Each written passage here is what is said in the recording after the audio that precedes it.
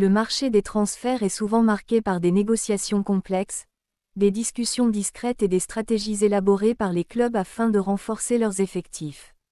Cependant, certaines situations dépassent rapidement le simple cadre sportif et prennent une dimension institutionnelle.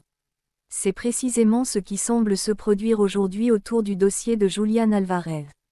Selon plusieurs informations relayées dans la presse sportive, l'Atlético Madrid envisagerait de déposer une plainte auprès de la FIFA concernant le comportement du FC Barcelona dans ce dossier. Les déclarations attribuées aux dirigeants de l'Atlético, Gil Marín, ont naturellement suscité de nombreuses réactions dans le monde du football. Cette affaire intervient dans un contexte où les rumeurs entourant l'avenir de Julián Álvarez occupent une place importante dans l'actualité du mercato. L'attaquant argentin est régulièrement associé à plusieurs grands clubs européens en raison de ses qualités sportives, de son expérience internationale et de son potentiel à long terme.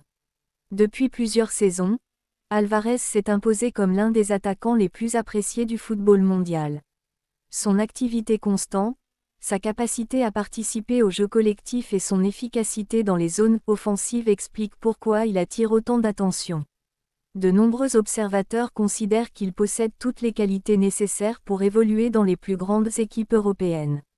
Toutefois, dans le football moderne, le talent d'un joueur ne suffit pas à faciliter un transfert. Les contrats, les règlements et les intérêts économiques jouent un rôle fondamental dans toutes les négociations. Les clubs investissent des sommes considérables dans leurs effectifs et cherchent naturellement à protéger leurs actifs sportifs les plus importants. C'est dans cette logique que s'inscrit la position de l'Atlético Madrid. Lorsqu'un joueur est sous contrat, son club dispose de droits protégés par les règlements nationaux et internationaux. Les discussions concernant un éventuel transfert doivent respecter certaines procédures afin d'éviter tout conflit entre les différentes parties concernées. L'accusation évoquée par l'Atlético repose sur la question des contacts supposés avec un joueur encore lié contractuellement à son club. Dans le football professionnel, cette problématique est régulièrement source de tensions. Les règlements prévoient des cadres précis afin de garantir que les négociations se déroulent dans le respect des droits de chacun. Pour les dirigeants madrilènes, la priorité consiste avant tout à défendre les intérêts du club.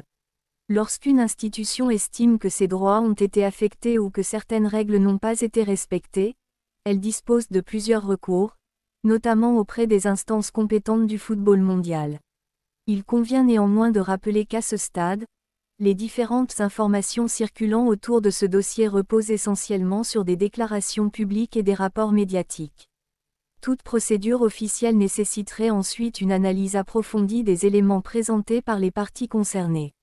Dans ce type de situation, la FIFA examine généralement les documents, les échanges éventuels et les circonstances entourant les accusations formulées. L'objectif est de déterminer si les règlements applicables ont effectivement été enfreints ou si les faits rapportés ne justifient aucune sanction particulière. Pour le FC Barcelone, cette affaire intervient dans une période où le club cherche à renforcer son projet sportif tout en respectant les contraintes réglementaires et financières auxquelles il est confronté.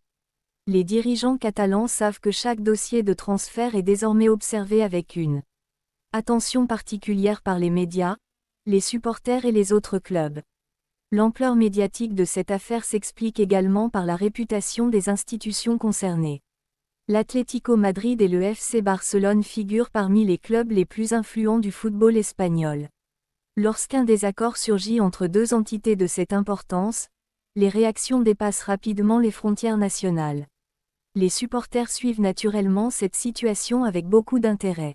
Certains considèrent que les clubs doivent protéger leurs joueurs sous contrat avec la plus grande fermeté.